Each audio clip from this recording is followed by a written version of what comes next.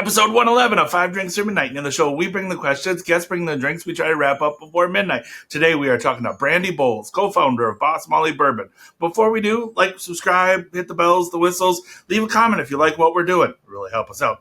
Let's get started.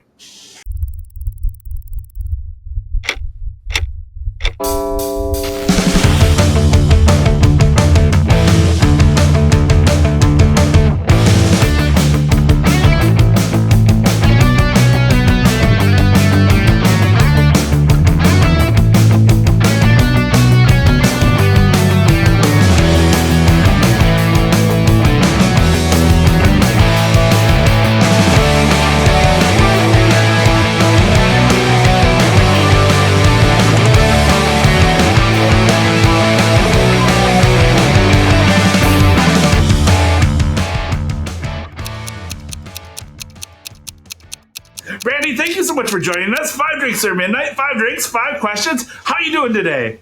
I'm doing great. Happy to be here. Excellent. We are so happy to have you. We are stoked. Like, as you can see from our bottle, we are fans. So, like, this is, we are really excited. So, I'm so happy that you agreed to do the show. And also, first, thank you for the samples. So, again, these are so cute. So, thank you for sending these. I love them. So, thank you. You know, as I point out to everybody, they fit nicely right in your back pocket. Exactly. They're excellent. I guess, question one, what are we drinking first? So I wanted to do something interesting here. Not many of our fans have a chance to try it, but, you know, our whiskey is really special in that we do a brandy stave finish. And there's a whole process involved, which we can talk about how we do that. But what fascinated me was the entire process from what the bourbon tasted like before the staves went in to after. And so I found a sample for you of one of our single barrels pre-stave for you to try. There you go. And I have one here too. So I thought that maybe we could start with that. I think there's this misconception out there that people finish whiskey in order to hide something or to mask a bad flavor. But in this case, you know, our starting juice was so terrific that it's nice alone.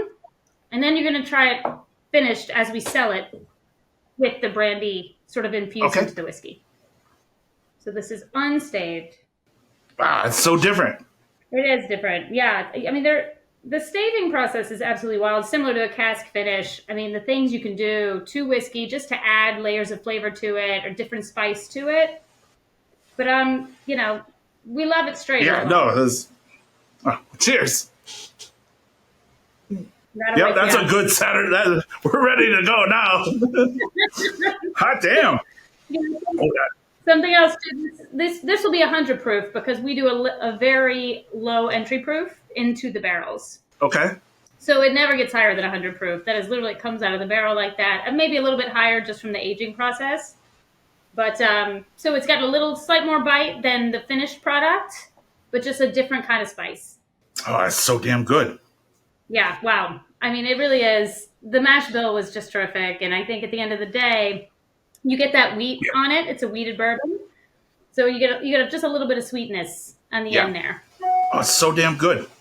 That is just, honestly, that I joke, I tell people, like, I can lie to you and tell you it's good, but this can't lie to you. Like, you'll see, and we're very happy. So, like, this is damn good. So this is amazing. Well, I'm glad we can make your tongue happy today. Yeah, this is just... I have to ask you, what is going on with that Glencairn? Oh, so this is actually my glass. So it's called a Tua glass, which it's an Irish drinking glass. So this comes out of Ireland by the name of Rosie.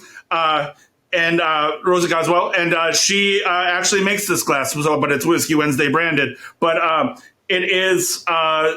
a Tua, so it's Irish drinking, but, you know, because I'm an Irish kid, but it's got a bigger bowl, a nice wider flare for sipping, and then the bottom is the shape of Skellig Michael, which is an island off of the west coast of Ireland in the Skerries. It's known for 2 things. One, it's where Luke Skywalker hid that's where they filmed And then it's shaped, I'll try to show it, but it's shaped like the Millennium Falcon.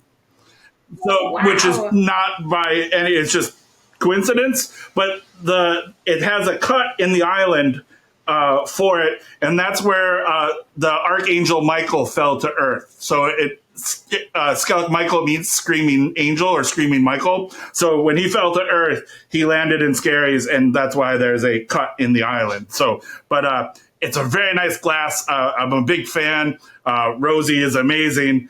And yeah, it's just. Yeah, it's beautiful. Also, I didn't know there was such a story there. That's really cool.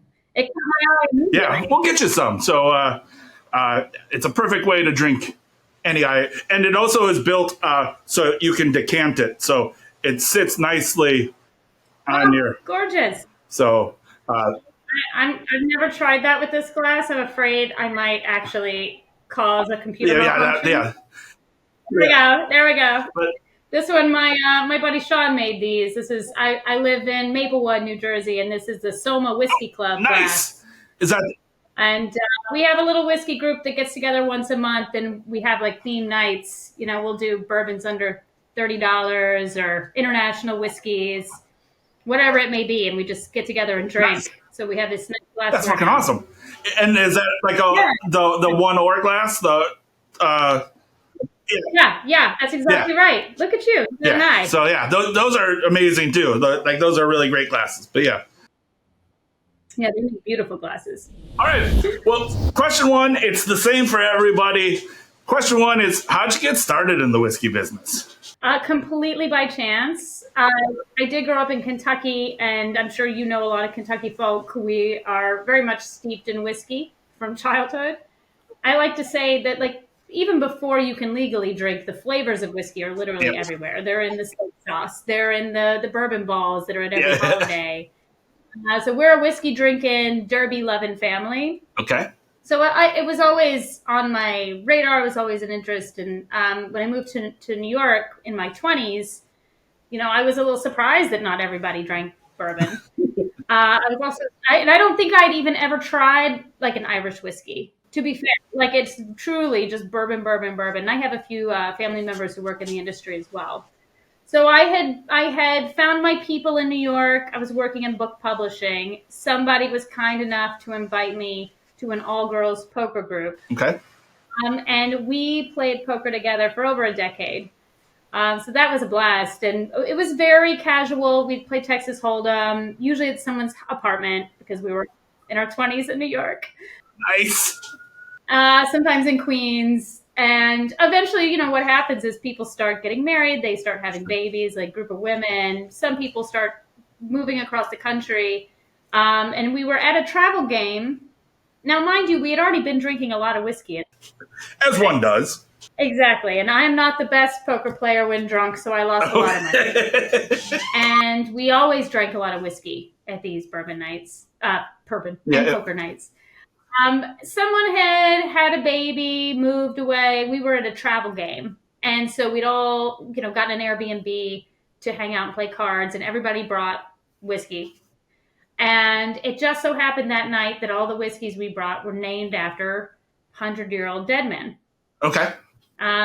We had Pappy Van Winkle. We had George Dickel. We had Elmer T. Lee. Like, it just was just like the shelf of grandpas. And there's nothing wrong with that. I mean, no one knows Elmer more than me. Like, it truly, some amazing bourbon on the shelf. We were really enjoying it. But someone started laughing about it and saying, every single bourbon up there is named after a dead man. And, you know, it's just not something we'd really thought about. So we were laughing about it, and well, what would we call a bourbon, and how would we do it? And then I woke up the next day and was like, what would that look like? And I didn't have any idea what it would take to potentially get into this industry. I just was curious. That was how it started. And I called some pals and said, who were at the same poker evening that I was, and said, well, I think we should at least explore this, that we love whiskey. And we've been geeking out over whiskey for a long time. And I just want to look into what it would take. And I know it would be unusual. It would not look like anything else on the market. Probably wouldn't taste like anything else on the market. But we'll never know unless we explore this, if it's even possible. So at first it was, well, let's open a distillery. Well, we didn't have $25 million like sitting in a bank account somewhere, nor not necessarily the connections to make that happen. And so we did learn about both sourcing and contract distilling as possible entry points for people who are starting a brand or curious about starting a brand. That first year was just learning. It was just educating ourselves. It was tasting everything under the sun. It was tasting ryes. My partner, Victoria, one of our co-founders, is a big Scotch drinker.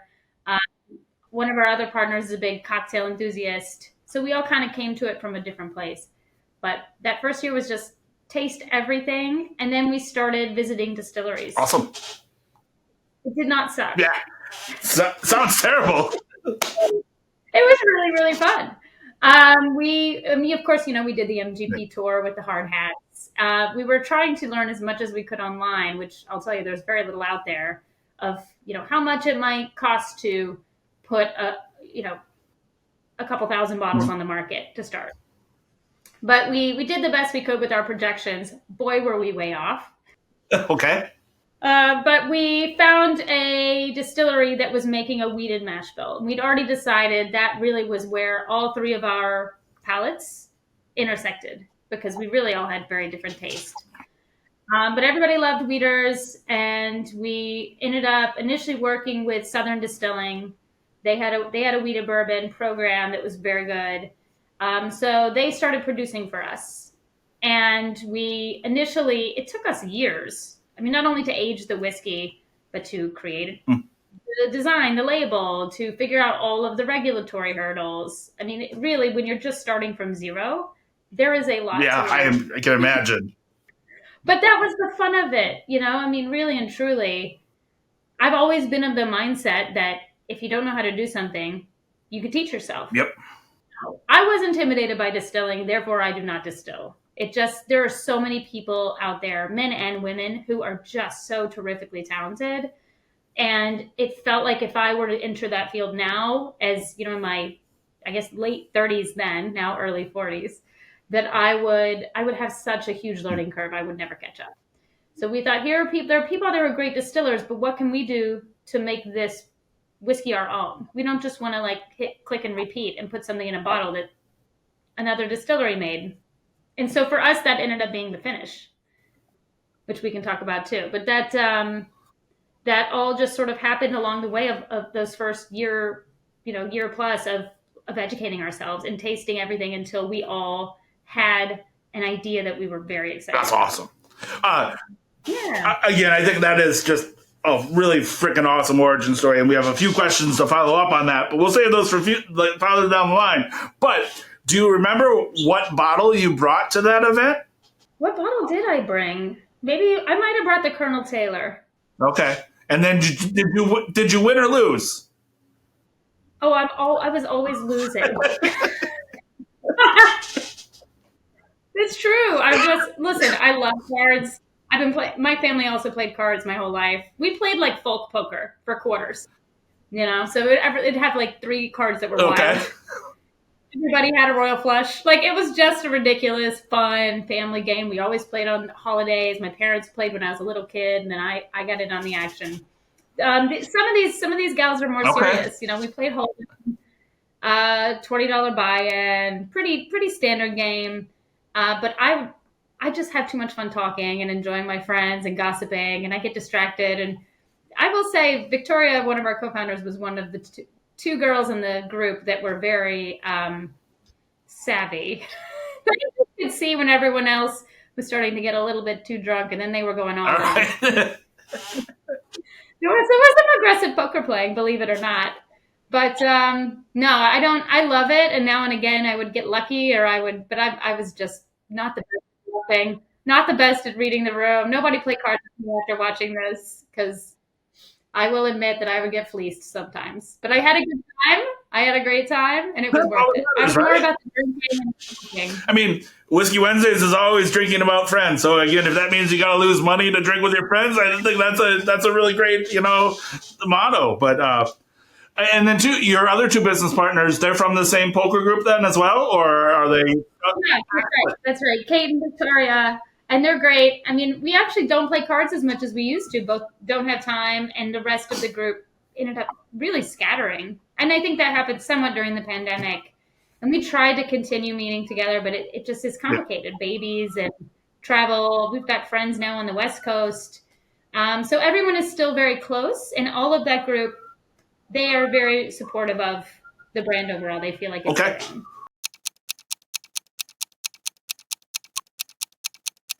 Question 2, drink 2. What are we drinking? All right. So this is our flagship product that came out last year. It's we'll have our 1 year anniversary in about a week. Awesome. That's Happy right. anniversary. Thank you. This is 4-year-old wheated bourbon. And what we do is a brandy stay finish. And that part is very much done by hand. So while we are contract distilling our mash bill, with the finished product, we take a used brandy barrel. We get them freshly dumped from Copper and Kings. That's in Louisville, Kentucky. We can talk a little about them later. They're very cool. So we get the Copper and Kings brandy barrels. We break them down by hand, and let me tell you, getting those hoops off is not easy. But and on one of the barrels, we just gave up trying to hammer that baby off, and we got a saw and just sawed it. Just cut it right off. It was the only way. Literally break them down in a friend's wood shop, and then we toast them. And the toasting is very important because the toasting, you get that 360-degree, vanillas and chemicals on the surface of the wood that are really going to play nice in the whiskey.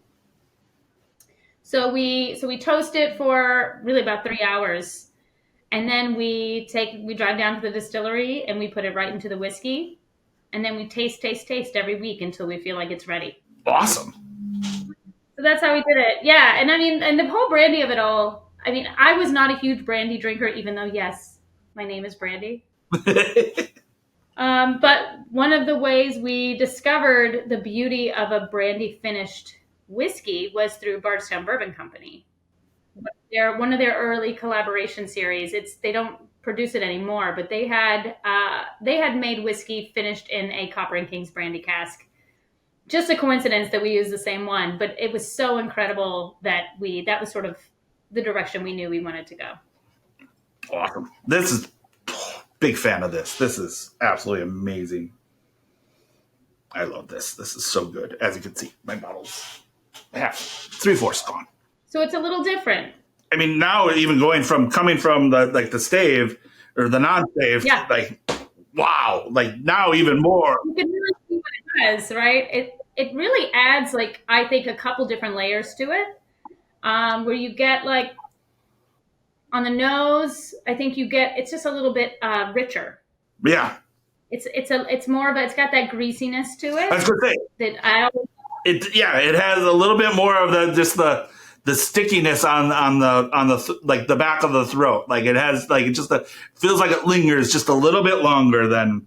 Yeah, and we get a lot of love for the finish on this because it's a very long finish, and at the end, what you're left with is like that kind of Thanksgiving taste, that like baking spice, that pecan pie almost flavor. It's a little spicy and zippy. That's like a little cinnamon. Yeah. I love that. Yeah, and I mean, who'd have thought that brandy and whiskey play so nice together? But they really do, and it's amazing how much the brandy flavor does come forward at the end there. Yeah, it's so nice. All right, so question 2. You talked a little bit about it just briefly, but again, all your product is sourced. And again, nothing wrong with that because again, sourced whiskey is actually really good whiskey. So again, not about that at all. Yeah. But the one thing is, you guys took up blending on your own, but none of you have a blending background. How did that How was that? Honestly, oh man, that was an adventure. Yeah, the blending was insane. I had so much fun with it. I will say we had samples from every single barrel. And once we'd already done the staving, we were surprised because we're first timers at how every blend tasted completely different. I think any pro blender who's been doing this a long time would almost roll their eyes and be like, of course. But tasting it firsthand, because if you're a whiskey lover, you don't get to have that experience necessarily. I mean, I guess you could do it at home, get a bunch of single barrels and, try it out. But this was a high stakes endeavor. We wanted it to be right. So it was literally just I had this, dozens of samples in front of me on my kitchen table. And I probably spent 4 hours one day just trying them in all different combinations, like literally every combination. And it was funny because, like, I won't lie to you, and I think everybody knows this. There are A barrels and there are B barrels. That's why we have single barrel programs.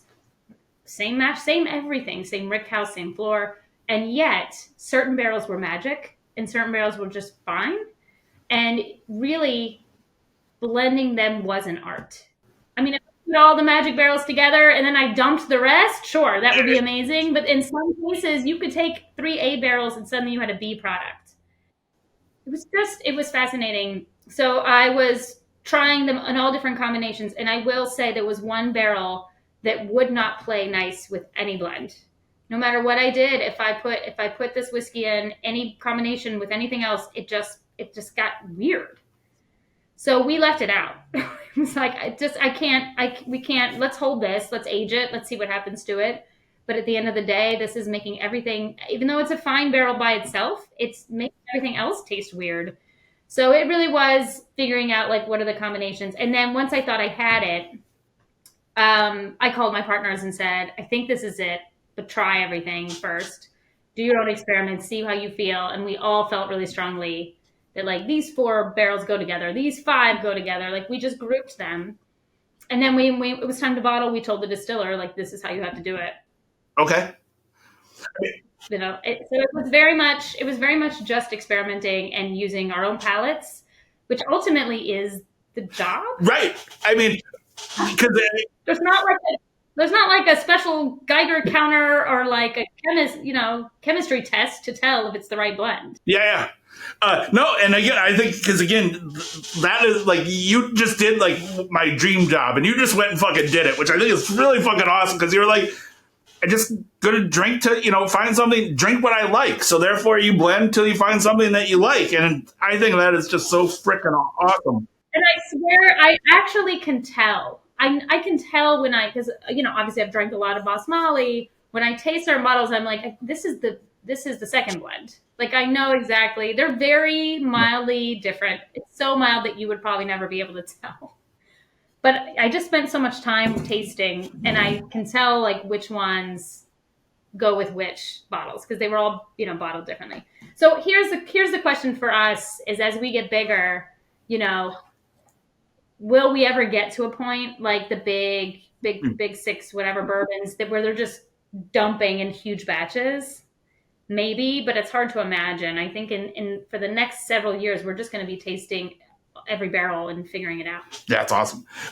Do you go like again? So like via taste, like we had Alan Kennedy from Redemption on, and he talked about how he blends via like emotion and like he goes for a taste that brings something back to him. Like, were you guys going along? Like, he talked about taking his children trick-or-treating and he got a sugar daddy and he hadn't remembered having a sugar daddy since he was a young kid. But then he went back into the warehouse and he started pulling barrels and then he was like, trying to blend something that was a sugar daddy. Like, do you have, like, when you go in to make that first batch, Did you guys have something or were you like tasting and just being like, nope, this is fucking it. Like, we're done now. Like, this is... Well, it's funny because we all had flavor notes that we like universally loved, and we wanted to really highlight those barrels where you could get more of that. And then there was like maybe 2 or 3 that I disagreed with this, but I had one of my partners tasted banana, and she's like, I can't stand banana in whiskey. Which some people love banana in whiskey. I do. I have no issue with it. But it's like, I actually think that's where we found our sweet spot, was just where do all 3 of us agree? Like, one flavor we all really love is raisin. Okay.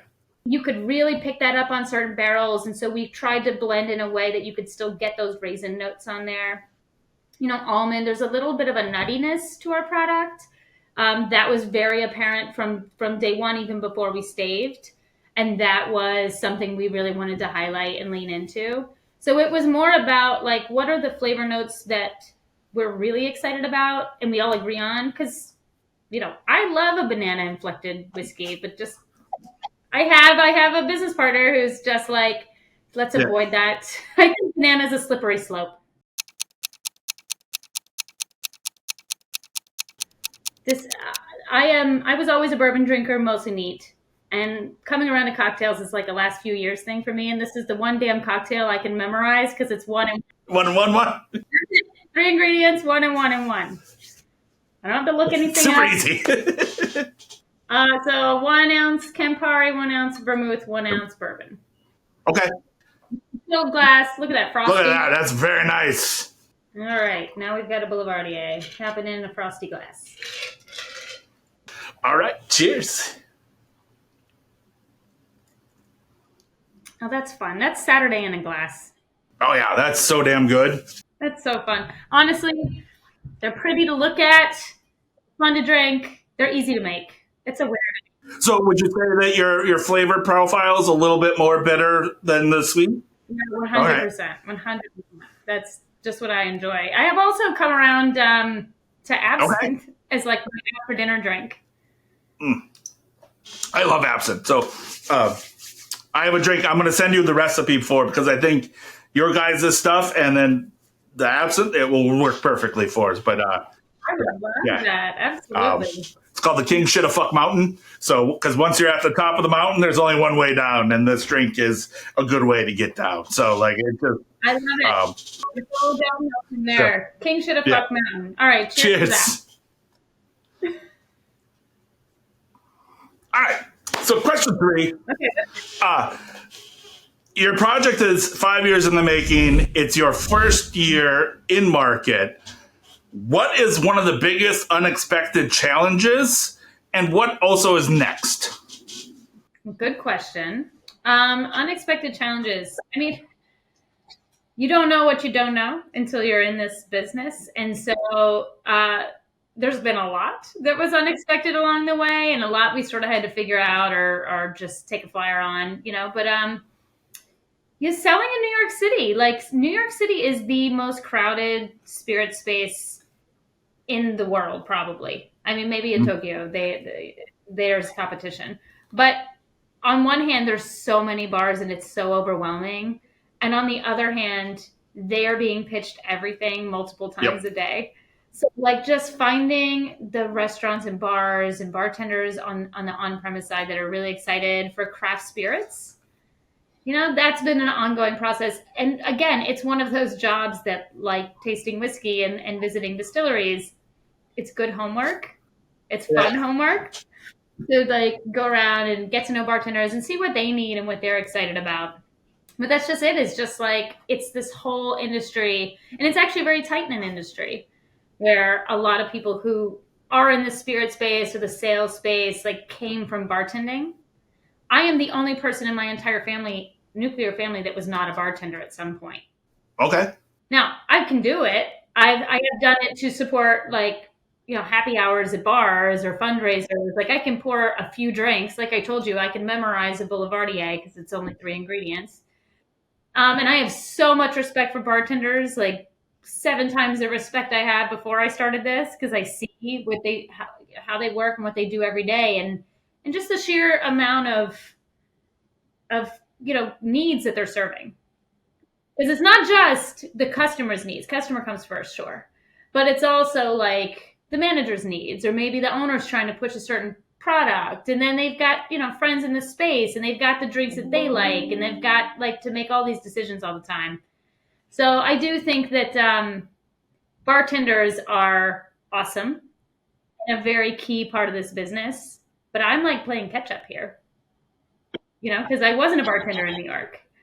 And it's been fun and fascinating and weird. So it's like with everything, it's a big challenge, but a big opportunity. That's awesome. Yeah. I mean, that's why we started the show. It was almost because, again, I think bartenders have the most amazing story, and a lot of the service, they don't get that recognition. So like you have, you know, star tenders, if you will, but like there's no like bartenders. the best advice I ever got was as soon as you go into a new city, the first thing you need to do is find a bar and make friends with the bartender, because the bartender is going to be your doctor, your real estate agent, your hairstyle. Like they're your connector. They'll be your doctor. They'll be your therapist. They are everything. So like, I don't know about letting them cut my hair, but we'll draw the line somewhere. but they probably know somebody who does cut hair, so therefore That's true. they're that connector. So like that's the. Tim, I'm having a little bit of technical issue with my charger. What's next? So we're still deciding what our next project will be. We're definitely going to keep bottling and producing the flagship whiskey with the brandy staves because it's good. Yeah. But I think what we're going to do is be leaning into finishes. Okay.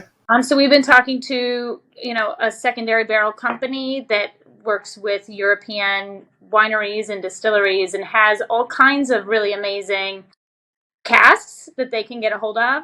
So it's almost an abundance of options, and we're overwhelmed by choice of what we could do next. So we're really trying to figure that out. But it's exciting to have options and to see where we can play that hasn't been done a million times before, and where we really feel like we can do it with enthusiasm and some creativity. Nice. We'll probably start putting out some single barrels. Okay. Not a whole lot, but I do think that we've learned in this process, sometimes you have barrels that are really exceptional. And you have to determine, do you want to blend those into your signature product, or maybe you want to offer something really special to the super fans. So we'd love to be able to do that as well. I think next year we'll see our first single barrel release. But it's just a matter of going in and tasting everything and then looking at the cards on the table. I mean, not to use a poker analogy, and deciding how you want to play them. Question 4, drink 4. What are we drinking? So this is the Copper and Kings brandy for where we get our barrels. And I just think they're such an interesting company. I've done their distillery tour several times even before we started this project, just because, look, I was raised in whiskey country. Like, there are so many bourbon distilleries in and around Louisville, Kentucky. They're lousy with bourbon. Not a bad thing. But then this brandy distillery popped up out of nowhere, Copper and Kings. And they just make cool shit. And they do sonic aging with music. They play like heavy metal. All right. Which I really respect. So I think it's terrific, and that sort of was my first introduction to brandy. So visiting their distillery plus the Copper and Kings collaboration series with Bardstown Bourbon, that was how I eventually got into brandy. Okay, that's freaking awesome. Yeah, it's good stuff. I mean, for a whiskey drinker, it's a little different, but I think it packs just as much of a punch when you can find it at the higher proof. Yeah. And there's just a lot of nuance to it. All right, so question 4. You talked about it just a little bit about the back label, but where did the name come from and who's on the label? Yeah, for sure. So this is fun. The name was us trying to find something that fit our spirit and our personalities and what we wanted to do with the brand. So the name Basmali is an old farming term that we discovered that means a stubborn female mule. So this was the pack leader on the farm, just, got it done, but got it done her way and gave you a lot of shit. Okay. And so we sort of felt like that embodied exactly what we were trying to do. It's not overtly, feminine. The one thing that we did think was, oh gosh, are people going to think it's Molly, so it's Irish? Yeah. But I got nothing wrong. I got no complaint about that either. I'm a little bit Irish. Like, that doesn't seem like a flaw. That could be a feature. Yeah. Well, I also love that your barcode has the mule on it as well. So I and the barcode, that's right. We hid the mule there on the back. It's very nice. So that's it. And you were asking about the name and the lady. So the lady is not anybody in particular. I will say I go to a lot of tastings, and because she has curly hair, they're like, "Oh, is that you?" Yeah. I'm like, I don't think that everyone who has curly hair is related, but Yeah, maybe. no. So we had a designer who was really terrific, and she was the first one to actually suggest, like, would you put a woman on the label? And it actually felt like a risk, because it hasn't really been done before. So it's not like market research on doing something like this. But hey, men have been on labels for Right. decades, hundreds of years, and so maybe we'll try something different. Let's own it. So we did put a woman on the label, and she was originally modeled after Katharine Hepburn. Okay. And then I thought, I don't know if I need to be like so European, and so I sent her a picture of Rita Moreno, and I said, can we get closer to this? And so I say she's a love child of Katharine Hepburn and Rita Moreno. Okay. You can kind of see it if you know what to look for. Yeah. All right. Yeah. So she's not a particular person, just representative of women in whiskey, because we recognize that, there were a lot of women before us who were involved. I mean, Margie Samuels and both people behind the scenes and people, making whiskey, selling whiskey, helping build distilleries, who just never got recognition. So we like to say that she stands for all of them.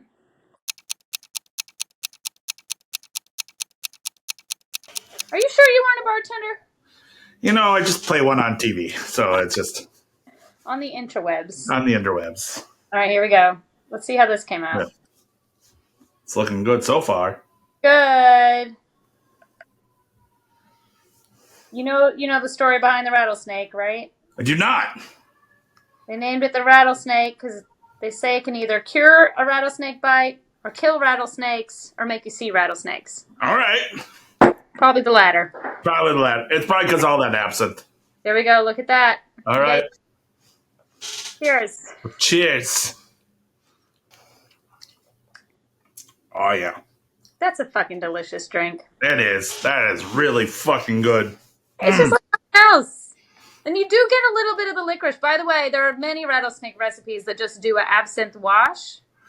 But I'm a full enthusiast. I'm like, let's go all in.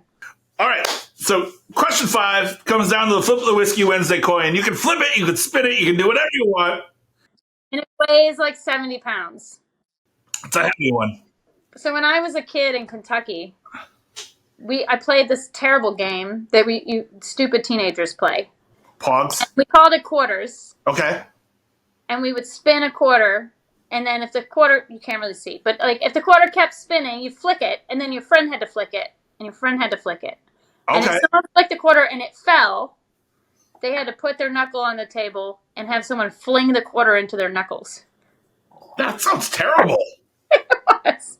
I hung out with a lot of punk rockers, and like it was one of those like that game where you put the cigarette on your arm and then you have who moves their arm first. Sure.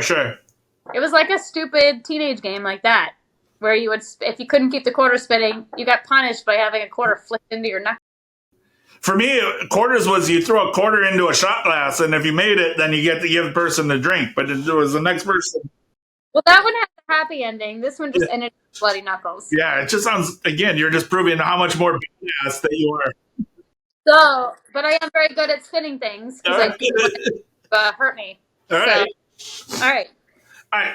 So I'm going to spin it, and then what happens? So I'm going to ask you a question. You can spin it, and then, again, question 5 is just a silly way to end the night. You don't have to answer, but the coin will give us the answer. But if you want to answer, please feel free to answer. But it's just a silly way to end the night because, again, we've had 5 drinks. It's not even close to midnight. So, all right. I see one side is some kind of a devil angel. And the other side is a skull and bird. Yeah, so one side says fuck no, one side says fuck yeah. So, fuck yeah, fuck no. Okay, yeah. cool. All right. So, question 5. Whether it's poker or whiskey, do you agree that 3 ladies is the best hand? Oh, interesting. I mean, I don't have to spin this to answer that, but should I spin?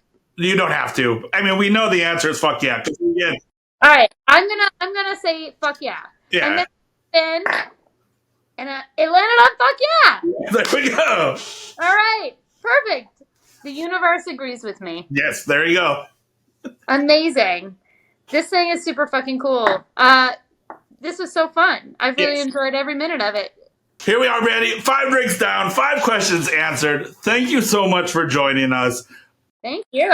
I can't wait till we drink again. I hope, the next time maybe we're at Travel Bar, we can share. Next time, travel bar, sure. I hope we can drink again real soon because this was a hoot. So thank you so much. Cheers to you. Cheers, man. Agreed. And till we can drink together soon. So cheers. Till next time. Bum, bum, bum, bum, bum, bum, bum, bum, bum, bum, bum.